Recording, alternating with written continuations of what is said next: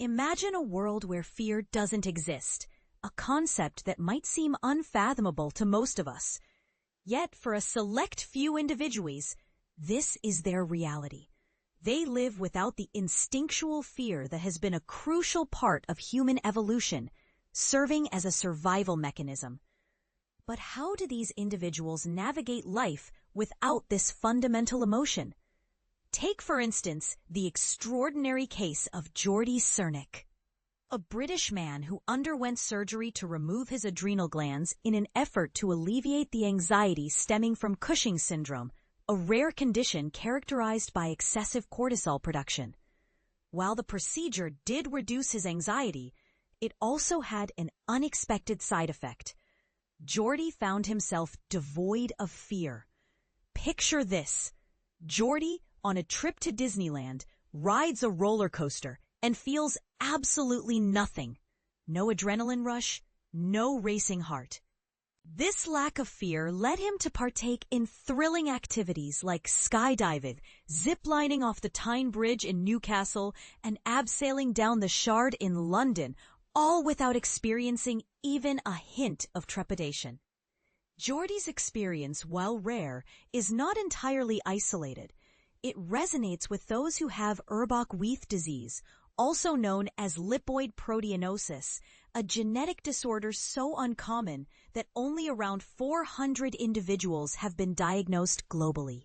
One notable patient, referred to as SM, has been the focus of scientific research at the University of Iowa since the 1980s.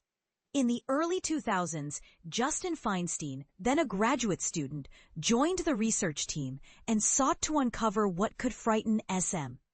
"We showed her every horror film we could find," recalls Feinstein, who is now a clinical neuropsychologist at the Float Research Collective, an organization that advocates for flotation-induced environmental stimulation therapy, REST, as a remedy for pain, stress, and anxiety. Despite their efforts, films like The Blair Witch Project, Arachnophobia, The Shining, and Silence of the Lambs failed to elicit any fear in her. Even a visit to the notoriously haunted Waverly Hills Sanatorium left her unfazed. We even exposed her to real-life threats like snakes and spiders, but instead of fear, she exhibited an overwhelming curiosity, wanting to touch and interact with them, Feinstein explains. Urbach-Wiethe disease stems from a mutation in the ECM1 gene located on chromosome 1. This gene is vital for maintaining the extracellular matrix, ECM, a supportive framework that holds cells and tissues together.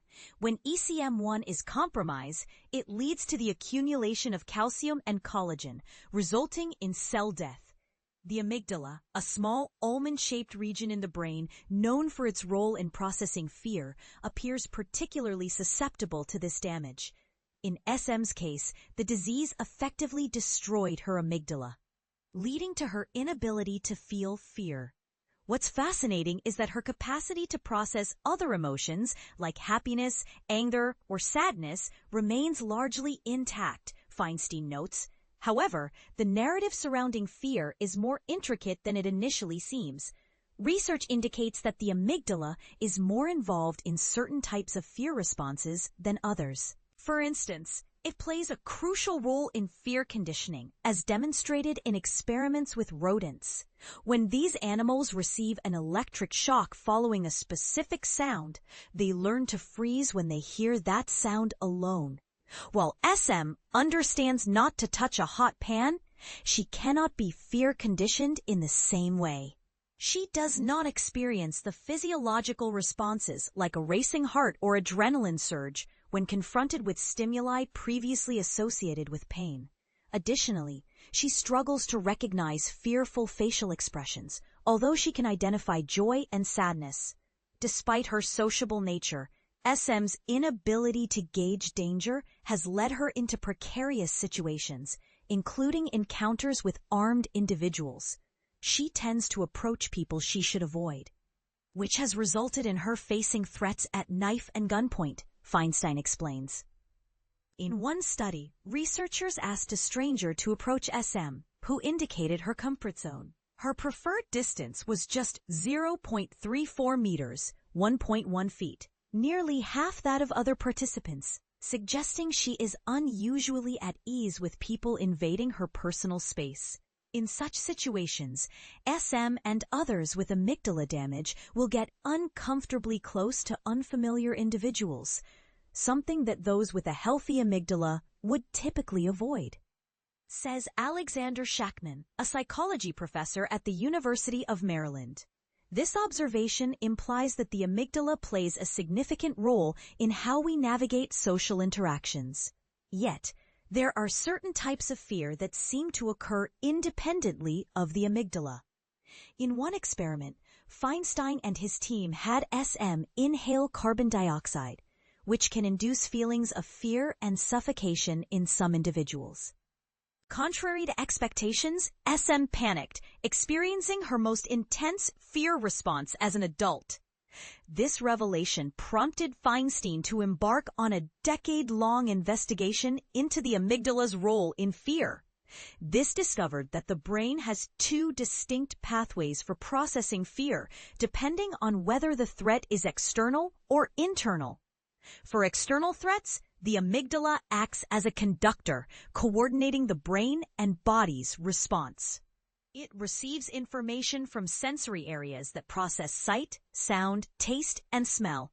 If a threat is detected, like an approaching burglar or a snake, the amygdala signals the hypothalamus, which then communicates with the pituitary gland to release cortisol and adrenaline into the bloodstream. This cascade of hormones triggers the classic fight or flight response, characterized by increased heart rate and blood pressure. In contrast, when it comes to internal threats, such as elevated carbon dioxide levels in the blood, the brain employs a different mechanism. The body interprets high CO2 as a sign of potential suffocation, as there are no oxygen sensors in the brain. Feinstein's research indicates that the brainstem, which regulates unconscious bodily functions like breathing, detects the rise in CO2 and initiates a panic response. The amygdala typically moderates this reaction, preventing fear. Thus, individuals like SM who lack an amygdala experience an exaggerated response. The reasons behind this phenomenon remain unclear. This is a significant scientific finding because it reveals that the amygdala is not essential for all forms of fear, anxiety, and panic, Shackman states. It seems crucial for orchestrating fear responses to external threats, like a mugger or a snake, but it does not appear to trigger intense panic in response to internal threats. While SM's case is unique, it underscores the evolutionary significance of fear. All vertebrates, including mammals, birds, reptiles, amphibians, and fish, possess an amygdala, highlighting its vital role in survival. As we explore the complexities of fear and its neurological underpinnings, one must ponder, is fear an essential part of our human experience, or could a life devoid of it lead to unforeseen consequences? What do you think? Share your thoughts in the comments.